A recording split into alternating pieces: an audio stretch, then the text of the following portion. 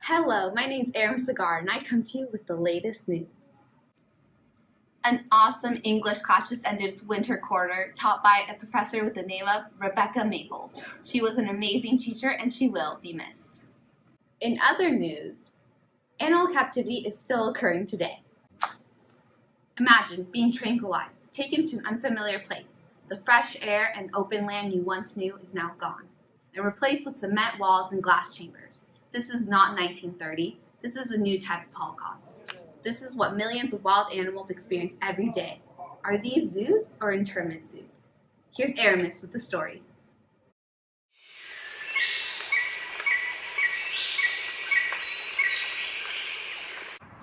Hello, Samara. I'm standing here today at the Charles Paddock Zoo in Atascadero.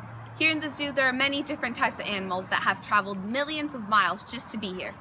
There are lions from Africa, llamas from Peru, and even white-eared titi monkeys from Bolivia. One thing they have in common, they're all being forced to live the rest of their lives in these artificial structures. I'll tell you a story of the only polar bear in Argentina, named Arturo, that was forced into captivity. Arturo once conquered the Great Antarctic. He fended for himself, explored new lands, but now sits in his 379 square feet concrete pit in a state of boredom and depression as bystanders watch his every move. He has had no contact with a member of his species in 5 years, and his only stimulation is a shallow pool that is often empty. This is the reality of Arturo, and many other wild animals that are kept in captivity.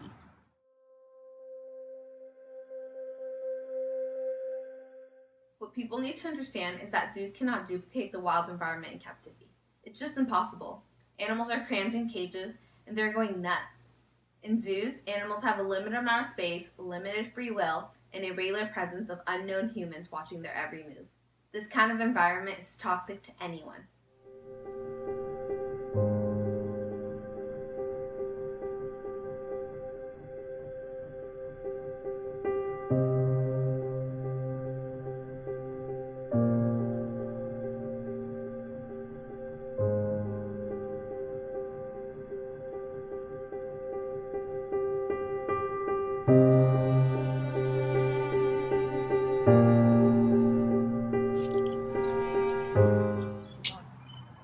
In the zoos, animals have significantly less space than in the wild.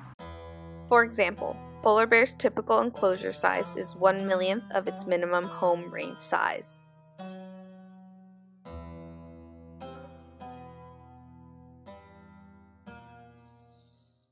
Another thing that happens in zoos is that animals there do not provide for themselves. Animals do not have enough room to roam around, hunt, play, or explore in their man-made caves. Their biological makeup is taken away, and the partially similar conditions created to match their natural habitats are not enough. In fact, they are deprived of their wild counterparts, like for example when they are given a regular supply of processed foods. They cannot stalk their prey or be the wild predators they are. So what did they do in the zoo, you may ask? Nothing.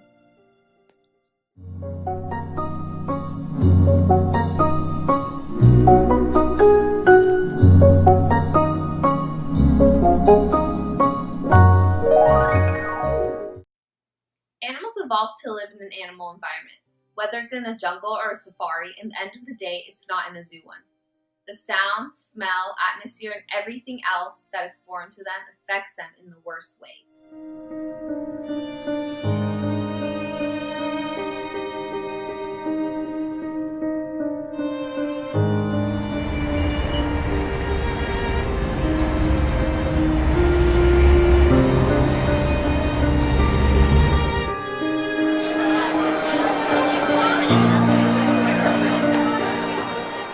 These unnatural exposures increase aggression and impair the development of their brain, which reduces their ability to behave properly, resulting in an increase of abnormal behaviors. These abnormal behaviors often appear when animals are under stress. These repetitive behaviors include bar biting, head bobbing, neck twisting, feather plucking, and route tracing.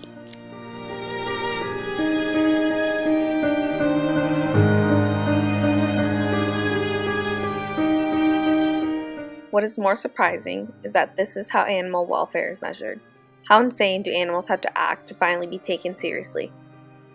Animals cannot adapt to drastic environmental changes. But in the end of the day, we finance these zoos. We know zoos claim their primary goal is for education, research, and conservation. However, this could not be more false. Studies show that only between 5 to 10% of zoos are involved in conservational studies. And according to the Captive Protection Society, out of the 750,000 animals in zoos, only 1,000 endangered species are being conserved. Zoos are visitor attractions, and they need to give their customers an enjoyable experience. That is, if an animal likes it or not.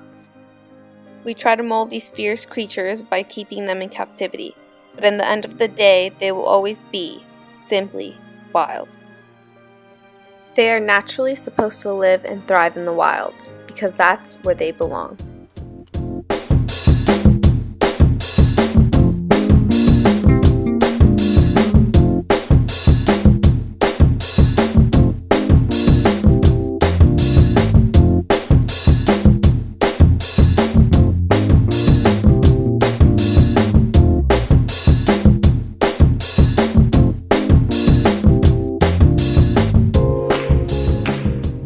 Wow, now how about that?